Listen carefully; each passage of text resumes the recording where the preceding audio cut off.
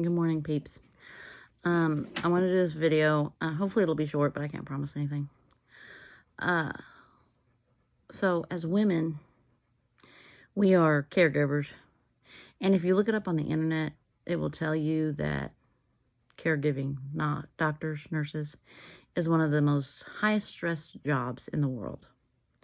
So it's not uncommon for us as women to also feel a large amount of stress in our daily lives, just day-to-day going abouts.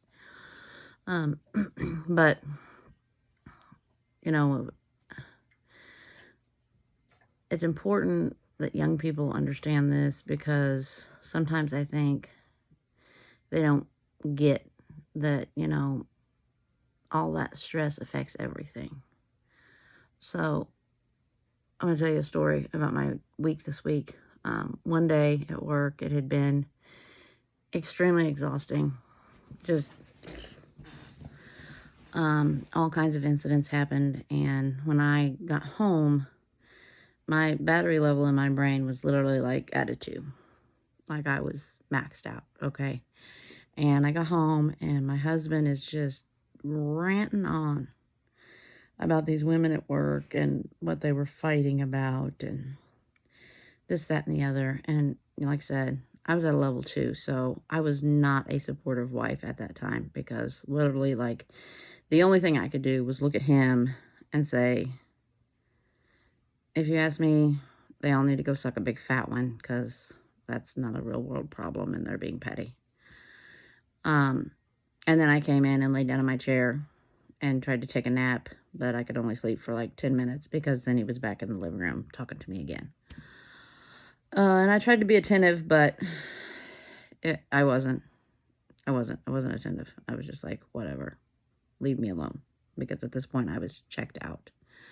And it's really important that young people understand that sometimes it's okay, especially as women, to check out, I think, and say, you know what, not today, not now, not for the next 30 minutes, not for the next 2 hours. I'm not a caregiver. I'm not here. Leave me alone. Don't make a noise. If that means taking the kids somewhere, dropping them off, hiding in your bedroom, whatever it is, sometimes that's really important for us to do, not just for ourselves, but for our families and our marriages. Because if we don't do that, then there can be a lot of resentment and anger that can build inside of us. And we already have days that we're just mad, so we don't need any help on that. So it's really, really important to just stop and be like, you know what? Today I can't be a good wife. Today I can't be a good mom right now. Like I can't do it. And that's okay. Everybody gets to that point, I think, that you just have to say, not now. Sorry, no, but not now. And it's important to have that open line of communication with your spouse, so that they know, you know what, I may not actually be really mad at you right now, but if you do something in the slightest way, I'm going to get mad at you. And then I'm going to take all of this that I got going on right now, and I'm going to push it off on you. So give me space, so I don't push this off on you, so I don't project this to you. And I have time to cool myself off.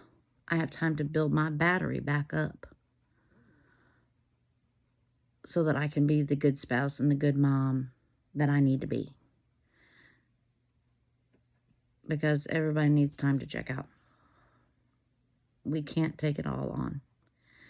Our shoulders are big and they're strong, but they're not that strong and they're not that big. So you need to have faith in your marriage that you can say, you know what, I can't right now.